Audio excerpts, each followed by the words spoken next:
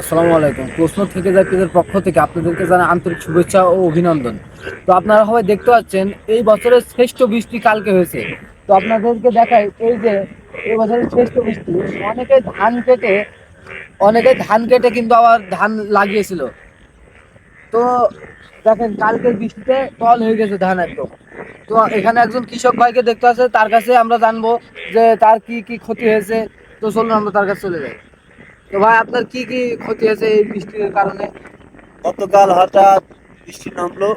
এই বৃষ্টিতে আমি এই যাতে দেখতে পাচ্ছেন আমার 5 বিঘে ধান লাগাইছিলাম, ধানগুলো সবাই গেছে।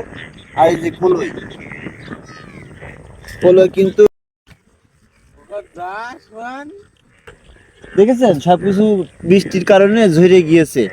আমার প্রচুর ক্ষতি হয়েছে।